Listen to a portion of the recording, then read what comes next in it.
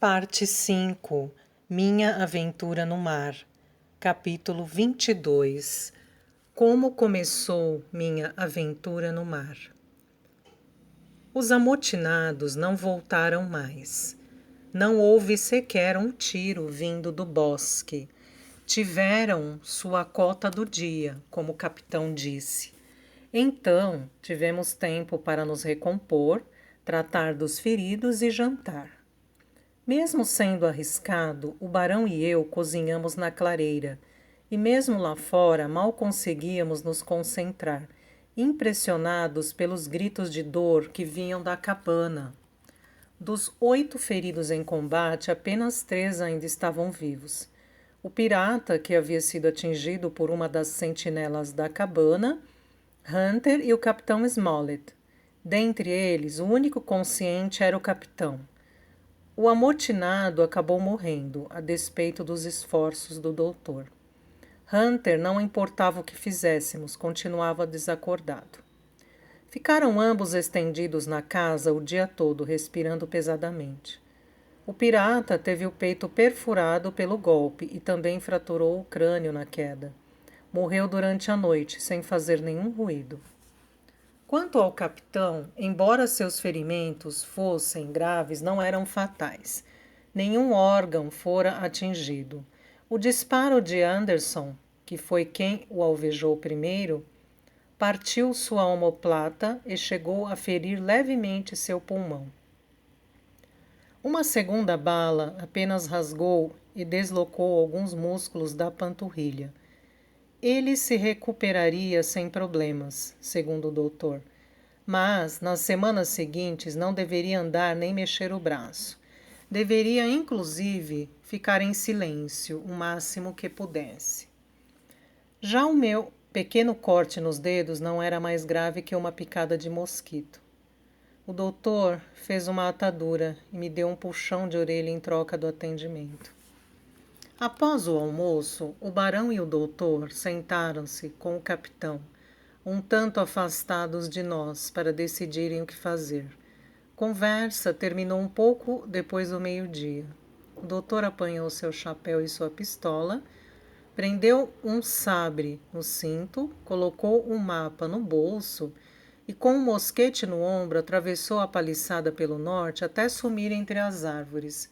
Gray e eu estávamos sentados no canto oposto da cabana, para dar privacidade aos nossos superiores. Ao ver o doutor saindo, Gray, que estava fumando, ficou tão pasmo que esqueceu de levar seu cachimbo à boca. — O que ele está fazendo, em nome de David Jones? — exclamou.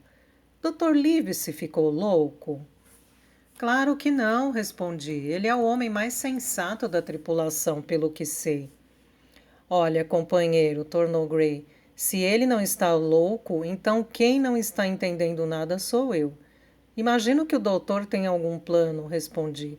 E se eu estiver certo, ele deve estar indo se encontrar com Ben Gunn. Minha suposição se confirmaria mais tarde. No momento, a casa estava quente como um caldeirão, e a areia da clareira à nossa frente parecia queimar sob o sol. Comecei a ter ideias não muito inteligentes. Senti inveja do doutor, caminhando pelo bosque fresco e sombreado, ouvindo o canto dos pássaros e sentindo o perfume dos pinheiros enquanto eu cozinhava. Dentro da cabana, com minhas roupas grudando na resina das paredes. O sangue pelo chão e as pessoas mortas ao meu redor me fizeram sentir uma repulsa, quase tão forte quanto o meu medo. Durante todo o tempo que passei limpando a cabana e depois lavando a louça do almoço, o nojo e a inveja cresciam dentro de mim. Em um momento em que ninguém me observava, enchi meus bolsos com biscoitos que retirei de um dos sacos de suprimentos, como primeira medida para minha fuga. Você pode pensar que eu estava sendo tolo e que certamente faria besteira, mas eu estava determinado. E, além disso, tomava todas as precauções possíveis, caso algo me acontecesse. Os biscoitos me manteriam até o dia seguinte, pelo menos. Em seguida, apanhei um par de pistolas e como já tinha munição e pólvora comigo, me senti devidamente armado. Meu plano não era necessariamente ruim. A intenção era ir até o pontal de areia ao lado do ancoradouro, encontrar a pedra branca que eu havia avistado na noite anterior e ver se era lá mesmo que Ben-Gun guardava seu barco. A meu ver, era algo perfeitamente plausível. No entanto, eu estava certo de que não me deixariam sair da paliçada. Por isso sairia à francesa, quando ninguém estivesse olhando. Era essa forma grosseira de executar o plano que o tornava tão ruim. Mas eu era apenas um garoto naquela época e estava decidido.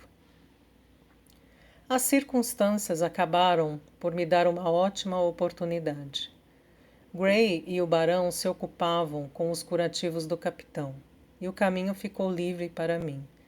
Saltei a paliçada na parte mais densa do bosque, e antes que notassem minha ausência, eu já ia longe.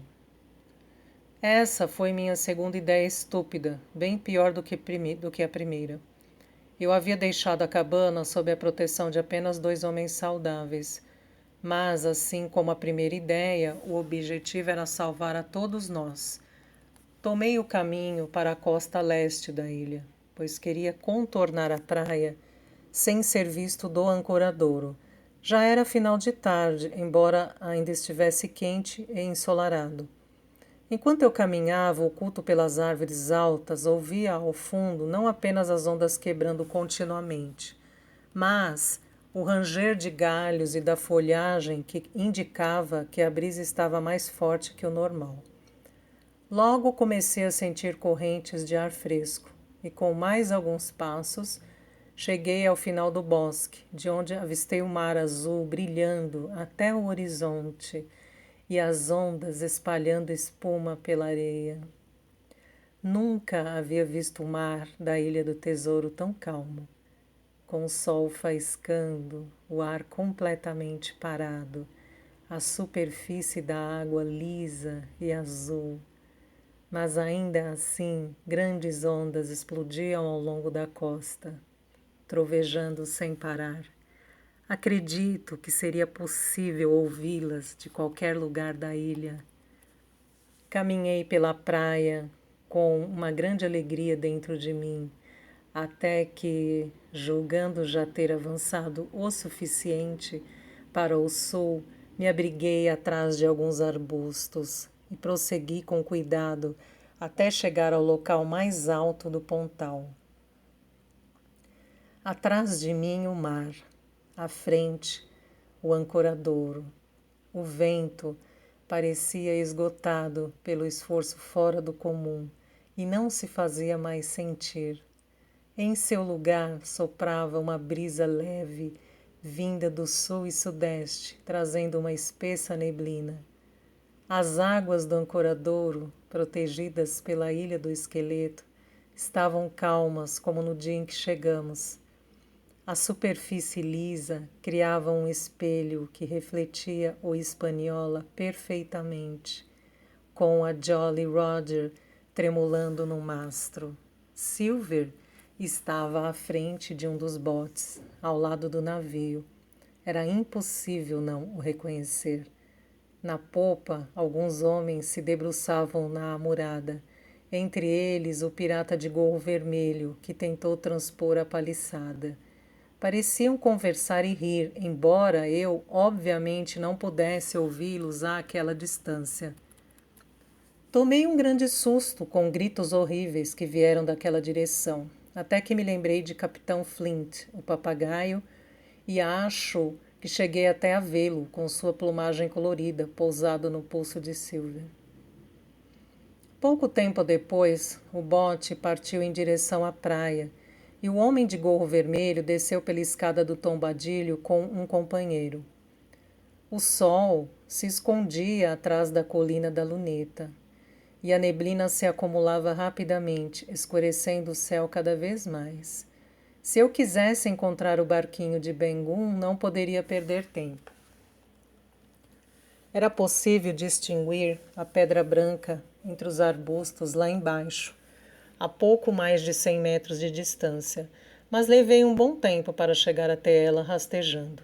Já era quase noite quando enfim consegui tocá-la. Logo abaixo havia uma pequena cavidade coberta de relva, oculta por um pequeno barranco e cercada por touceiras de capim que chegavam à altura dos joelhos.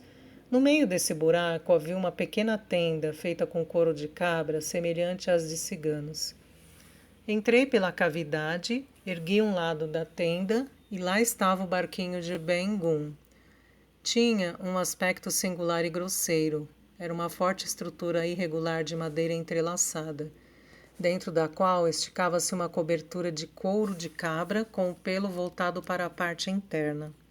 Era muito pequeno, até mesmo para mim.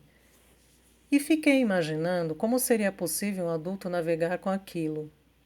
Havia um pequeno assento na parte mais baixa, uma espécie de viga que ia de uma extremidade à outra em um remo duplo. Aquele tipo de barco, conhecido como coracle, era usado antigamente na Inglaterra, mas eu nunca havia visto um até aquele dia.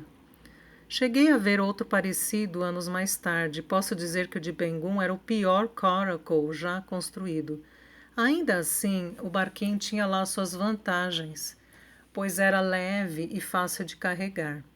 Após encontrar o barco, era de se esperar que eu voltasse logo para a paliçada, mas tive outra ideia que me deixou obstinado.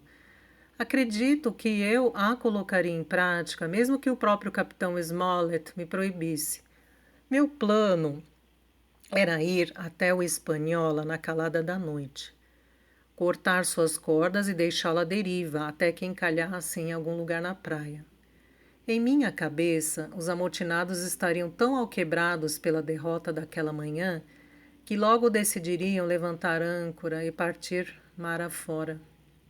Seria muito fácil impedir essa fuga, pensei, ainda mais agora que eu sabia que os vigias do navio ficavam sem botes de apoio, ou seja, o risco era mínimo. Esperei até escurecer e me fartei de biscoitos. A noite estava perfeita para os meus propósitos. A névoa encobria todo o céu. Quando os últimos raios de sol desapareceram da Ilha do Tesouro, uma escuridão absoluta a envolveu. Quando enfim consegui retirar o barquinho da cavidade e comecei a caminhar com ele nos ombros, aos tropeços, havia somente 2 pontos visíveis em todo o ancoradouro. Primeiro era uma grande fogueira acesa no pântano, e os piratas deitados bebiam e cantavam ao redor dela. O outro era um fraco ponto de luz que mal se destacava na escuridão, indicando a posição do navio. A maré o havia feito girar. Sua popa estava agora voltada para mim. A única luz acesa a bordo era a da cabine. O que eu avistava era somente o reflexo que essa forte luz fazia no nevoeiro. A maré já havia recuado bastante. Por isso, tive de percorrer um longo trecho de areia, afundando várias vezes até o tornozelo para chegar à água. Com alguma força e destreza, finalmente consegui colocar o barquinho sobre a superfície, com a quilha submersa.